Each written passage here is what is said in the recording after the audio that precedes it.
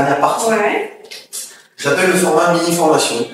Mais du coup, c'est un peu compliqué de le faire cette fois-ci. Donc, pour les prochaines vidéos, je fais la petite promotion. Si vous souhaitez du coup venir pour cette troisième partie et avoir un moment privilégié du coup avec l'invité et parler de votre projet, recevoir des tips, des conseils, peut-être la question qui fera changer l'axe peut-être du projet. Donc vous m'écrivez à hugo100h.tech@gmail.com, vous expliquez le projet, on se cale le rendez-vous téléphonique, on explique un petit peu, et après vous venez pendant l'interview à la fin et vous avez un petit moment privilégié. Donc, du coup, vu qu'il n'y a personne aujourd'hui, j'ai pris 2 exemples. Du coup, j'ai vu que c'était un peu par rapport à l'hypnose. Comment, du coup, avec ces techniques, parce que j'avoue que moi, j'y crois pas du tout. C'est un peu abstrait, en fait. Moi, je suis très terre à terre, voilà. Donc, admettons, quelqu'un qui veut arrêter de fumer, ou quelqu'un qui veut, qui a un problème de boulimie, ou comment tu vas gérer ces 2 profils pour, du coup, les amener à une version meilleure d'eux-mêmes. Alors l'hypnose, il faut savoir, on parle souvent de l'état modifié de conscience. C'est un peu les termes qui sont tu places quelqu'un en état modifié de conscience, et ce qui fait qu'on a accès à une part de soi dans lequel il y a des changements qui peuvent se passer. Mais un état modifié de conscience, tous les jours, tu peux à un moment donné l'expérimenter. Sans être pas forcément en hypnose, en transe, quand tu es, par exemple, hyper concentré sur quelque chose, tu sais, et même en conduisant, tu conduis, et puis des fois tu te dis, mais comment je suis arrivée à la maison C'est bon ça j'ai déjà fait la route. Et ben, tu es en état modifié, tu es dans un état de transe très léger, mais voilà, c'est un automatisme, c'est quelque chose, tu vois, qui est très... J'appelle la vision floue, moi. Ouais, voilà. C'est un état modifié de conscience, une sorte, tu vois, un petit peu comme ça. Et tous les jours, les artistes, quand ils peignent, qu'ils se concentrent sur une tâche, des choses comme ça, quand tu crées, tu es vraiment dans une espèce de flow comme ça. Et c'est une sorte d'état modifié de conscience.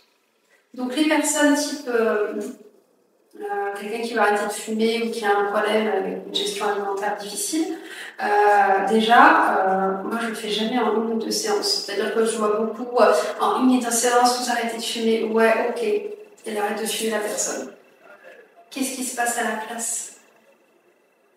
Je ne sais pas. Ouais, elle remplace l'addiction de Je ne sais pas, voilà.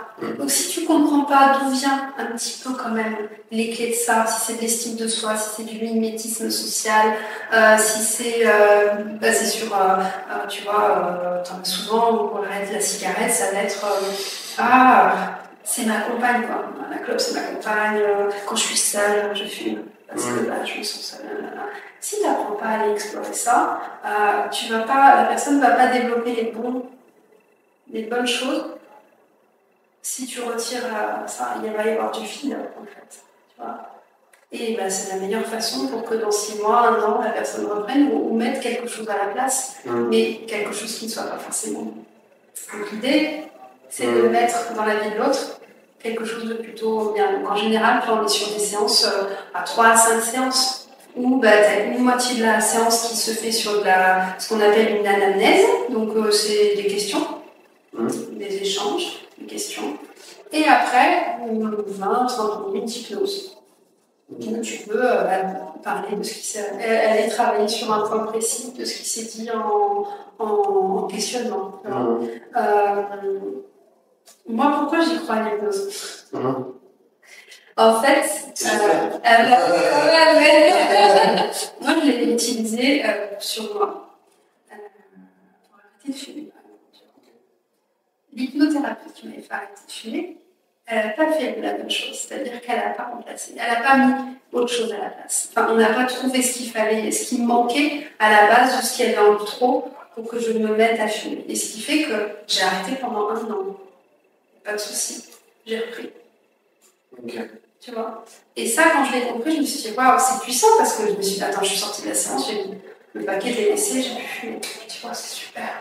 Après, j'ai repris. Donc, ça m'a permis de voir, c'est marrant de se dire que finalement, c'est par un échec que je me suis intéressée à ça, mais parce que je me suis questionnée sur ce qui n'avait pas marché. Et je l'ai fait aussi pour préparer des anesthésies générales, des choses comme ça, tu vois. J'ai, même plus jeune, sur de la spasmophilie, j'avais été spasmophile. J'ai fait une séance d'hypnose et puis j'ai pu être spasmophile. C'est nerveux. Donc ça m'a permis à réguler certaines choses. Ce que tu n'arrives pas parfois à mettre au niveau conscient, alors je n'ai pas parlé d'inconscient, mais l'hypnose te permet d'accéder à ça. Tiens, pense à un citron. Mais vraiment, ça, j'ai le citron, qu'est-ce qui se passe là? Je vois du orange. Tu vois du jaune, et est-ce que ça te fait l'acidité? Est-ce que ça te met là dans la mâchoire? L'acidité, si tu penses au jus de citron. Maintenant, tu dis oui, mais avant. Mais par contre, tu penses à la couleur. Tu vois. Ouais. Et en fait, c'est la magie de l'hypnose, c'est qu'en fait, tu arrives à accéder quand même à. Comment t'expliquer? Le citron, il n'est pas là, mais tu le vois. Ouais. T'as des gens qui vont, je vais leur dire citron, ils vont être là. Ouais, pourtant, le citron, t'en vois pas. Il est pas dans la pièce avec le jus de citron.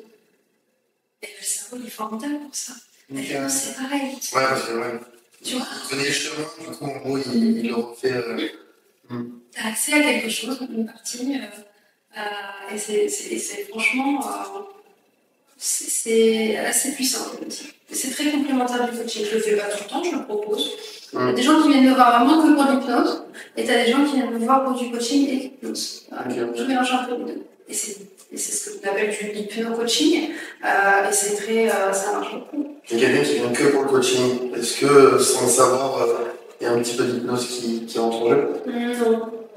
Non, après tu peux faire de l'hypnose conversationnelle. Par exemple, moi je peux commencer à parler d'une façon à certaines personnes.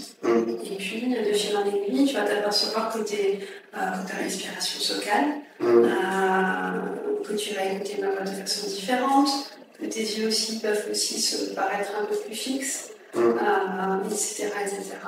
Et puis, peut-être que tu vas réaliser que ce souffle, finalement, te permet de relâcher tes bras de façon tout à fait naturelle, parce que finalement, c'est ce qu'il y a de mieux pour toi. Tu vois, des choses. Et en fait, tu peux amener de la détente, mais c'est pas forcément de l'hypnose. La voix du thérapeute, elle a un petit truc en plus qui va permettre aussi d'instaurer un espace aussi pour la personne de confiance. Et du coup, si je reprends l'exemple du citron, parce que du coup, ça me perturbe. Ça te perturbe. Du coup, quelqu'un, admettons, qui arrête de fumer, et que du coup, il va voir une clope, il va penser à une clope, comment il va. Enfin, ça va lui redonner toutes les sensations. Je vais te donner un autre exemple. T'es stressé. Tu viens voir, on va pas prendre la clope, tu vas voir. Si on va prendre la clope, on va prendre la cigarette. Tu vas imaginer, on va faire une séance par exemple sur le fait que si, moi quand je fume en fait, c'est quand je suis stressée. Donc en fait, la clope vient me dire que je suis, me détendre.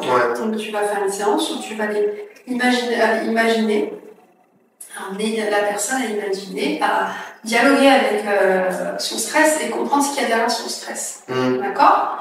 Donc si tu vas déconnecter le stress ou comprendre ton stress, tu vas comprendre le lien qu'il y a avec la cigarette et ainsi de suite par effet de cause. Je ne sais pas si je suis très claire, mais en gros, c'est pas la dernière fois, il y a quelqu'un qui a arrêté, juste parce qu'en fait, on avait fait plusieurs séances, et la dernière, c'est qu'elle a dit au revoir à la cigarette. Elle a dit en fait, j'ai plus besoin de toi. Donc, elle a personnifié. Voilà, elle-même. Mais c'est ça, donc en fait, tu places en hypnose, tu fais une induction, ce qu'on appelle une induction, et à ce moment-là, la personne, les yeux fermés, tu la guides vers un endroit. Là, je vais te laisser imaginer à quoi peut ressembler ce paquet de cigarettes. Imaginez, par exemple, un paquet géant, je ne sais pas ce que tu veux, une personne parfois. Ça peut être un parent qui fume. Tu vois, ce parent qui fume. Un qui parle de fumer un volume de fume, par exemple, tu vois.